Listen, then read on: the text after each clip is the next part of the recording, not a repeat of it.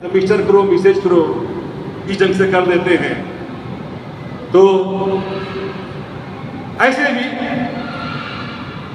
उस समय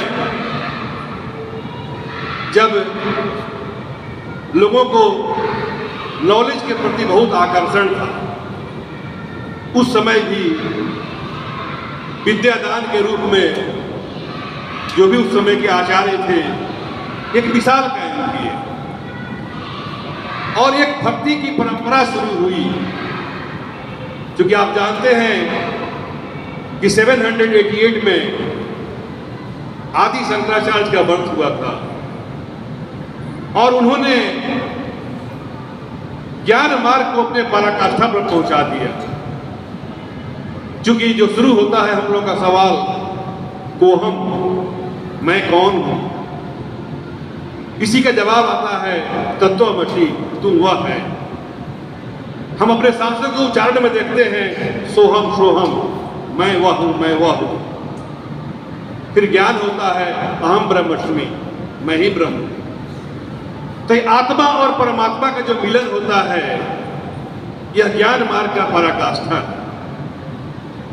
लेकिन जब आत्मा परमात्मा दोनों मिल ही जाएगा तो यहाँ गैप नहीं रहता है, और जहां गैप नहीं रहता है वहां भक्ति नहीं रहती है। तत्पश्चात आगे एक व्यक्ति आते हैं रामानुजाचार्य। रामानुजाचार्य भक्ति का उपदेश देते हैं और भक्ति परंपरा को आगे बढ़ाते हैं। तो जब भक्ति होगी और बीच में डिस्टेंस होगा तो डिस्टेंस से ही गुरु शिष्य परंपरा की बात आती है। एक जो अच्छा नींव जो पड़ता है, हम तो गुरु से पहले भी थे, हमारे वेदों में भी थे, लेकिन चूंकि रामानुज वो कहते हैं, चूंकि शंकराचार्य ने दिया था अद्वैतवाद कि हम दो नहीं हैं, रामानुजाचार्य ने बोला विशिष्टाद्वय, हम उसी के अंश हैं लेकिन वो विशिष्ट है।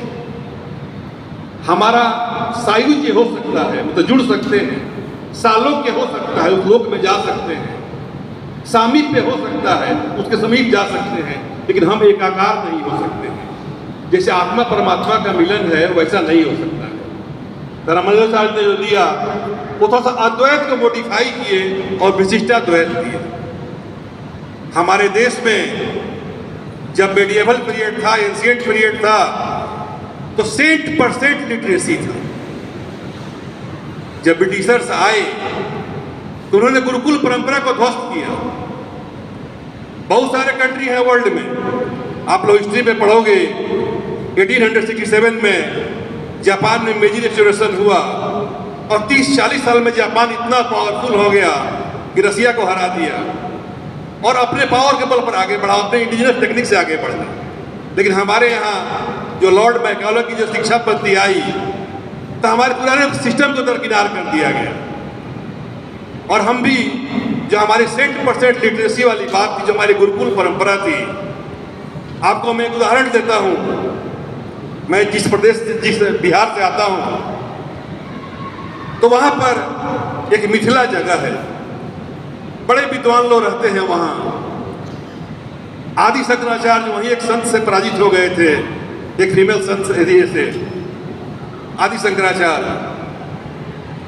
तो वहां पर 14th सेंचुरी में आप शाम को या कभी भी मोबाइल पर टाइप करेंगे, एक व्यक्ति का नाम आता है अयाची मिश्रा। अयाची, वो अयाची मिश्रा थे। वो गुरु दक्षिणा के रूप में कुछ नहीं लेते थे और कहते थे 10 बच्चों को पढ़ाते थे एक साथ, 4 साल 5 साल 6 साल पढ़ाते थे अपना, और न्याय दर्शन के बहुत बड़े जानकार थे और कहते थे कि तुम लोग भी 10 को पढ़ाओ। और जिस समय 14th सेंचुरी में वो रहे होंगे, उस समय भारत की जनसंख्या 10 करोड़ के आसपास होगी, उससे कुछ कमी होगी। क्योंकि औरंगजेब के टाइम में 12 करोड़ थी और अकबर के डेथ के टाइम में IAS का एक बार क्वेश्चन भी था, बोर्डलैंड लिखता है कि इंडिया का पॉपुलेशन 10 करोड़ था। तो कृष्णदेव राय के सैनिक वगैरह जो भी थे, उसके आधार पर कुछ लोग कैलकुलेट करते हैं 16th सेंचुरी के फर्स्ट क्वार्टर में कि इंडिया की जनसंख्या उस समय 10 करोड़ के आसपास रही होगी। तो सपोज कीजिए कि एक आदमी अगर 10 को पढ़ाता है, 10 करोड़ का मतलब हुआ 1 पर 80, तो 40-45 ईयर्स में अगर ये परंपरा कायम रही तो सारे लोग शिक्षित हो गए। क्योंकि एक ने 10 को पढ़ाया, 10 ने फिर सबने 10 को पढ़ाया, तो ऐसे 1 पर 80 जाने में, 10 करोड़ होने में 50 साल से अधिक समय नहीं लगेगा। तो ये हमारा देश था। हालांकि उस समय भी ट्यूशन और पैसे लेकर पढ़ाने वाले लोग थे। उन लोगों के लिए टाइटल उपाध्याय शब्द आया हुआ है।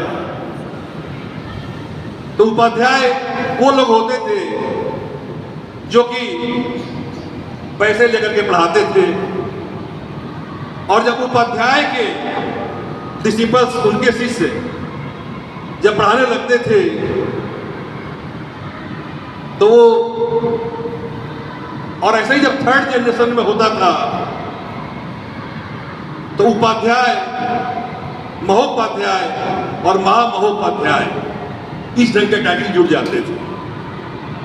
चाणक्य जैसे कोई भी थे जिन्हें इनको चरक के श्रेणी में रखा जाता था, जो घुमंतु शिक्षक थे और एक अच्छी शिक्षा देते थे, और शिक्षा तो इतनी बड़ी दी कि एक अखिल भारतीय साम्राज्य कायम करवा दिया चंद्रगुप्त मौर्य से।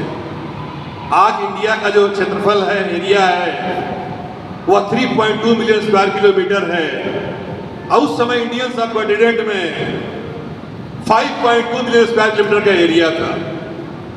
बल्कि आपको जानकर आश्चर्य होगा कि पाकिस्तान और अफगानिस्तान हमको दहेज में मिले थे। सिकंदर का डिवीजन हुआ 326 में, और उससे मरने के बाद जब सेल्यूकस निकेटर ने इंडिया पर हमला किया और जब वो हार गया तो अपने लड़की से शादी किया चंद्रगुप्त मौर्य का, और एरिया, गेड्रोसिया, ये सारे जो अफगानिस्तान, हेरात, काबुल, कंधार, ये सारे एरिया इंडिया को दहेज के रूप में मिला, जो कि इंडिया का एक तरह से कहिए तो लड़का की तरह पाकिस्तान हुआ और पोते की तरह बांग्लादेश हुआ।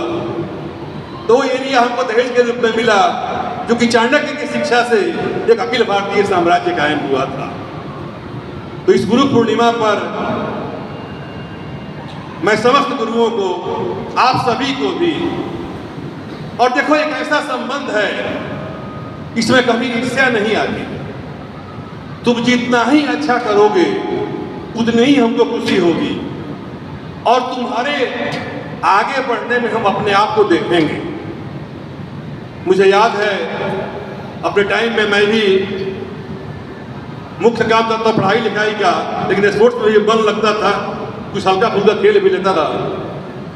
टीटी का प्लेयर था लैंडल, इवान लैंडल, तो उसका बेटा भी लॉन टेनिस का था, तो उसका बेटा भी लॉन टेनिस खेल रहा था। चाहे कुछ भी हो, ये हमसे आगे नहीं बढ़ेगा। तो एक पिता को भी अपने पुत्र से प्रतिस्पर्धा हो जाती है, लेकिन तुम जितना ही आगे बढ़ोगे मुझे उतनी ही खुशी दिखाई देगी, उतनी ही खुशी होगी, क्योंकि हम तुम में अपने को देखते हैं कि हमारा बेटा, हमारा लड़का, हमारा फ्रेंड इतना आगे बढ़ा है। और यही देश की परंपरा है, और यही इंडिया का कल्चरल एसेट है, क्योंकि हम इस लंबे समय से इस चीज को कायम किए हुए हैं, और आज भी गुरु है।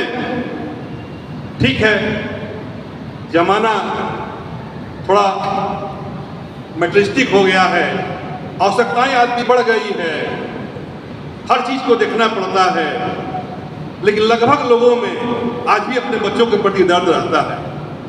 तो ये गुरु शिष्य इस परंपरा पर और इस दिन पर, जो कि कृष्ण द्वैपायन से शुरू हुआ, जिन्होंने महाभारत की रचना की थी,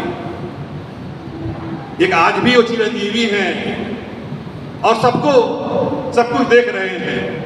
आप महाभारत सीरियल देखे होंगे, तो महाभारत में वो बार बार आते हैं और भविष्य के घटनाओं के प्रति सबको आगाह करते हैं। कभी धृतराष्ट्र को कुछ कहते हैं, कभी द्रौपदी के बालों पर बोलते हैं, और घटनाएं कुछ वैसी टर्न लेती है कि एक युग परिवर्तन होता है और द्वापर से कलयुग की शुरुआत होती है। तो कृष्ण द्वैपायन से जुड़ा हुआ, क्योंकि जो महाभारत है ये इंडिया का महाकाव्य है। इसका नाम शुरू में जय संहिता था, फिर कुछ श्लोक बढ़े तो भारत संहिता हुआ और बाद में इसको महाभारत संहिता कहा गया। आज इसको शत सहस्त्र संहिता भी कहा जाता है। शत का मतलब 00 100, असहस्त्र का मतलब 000। तो 2 0 और 3 0 5 0, 5 0 का मतलब होता है 1 लाख। तो टोटल महाभारत में इतने श्लोक हैं 1 लाख।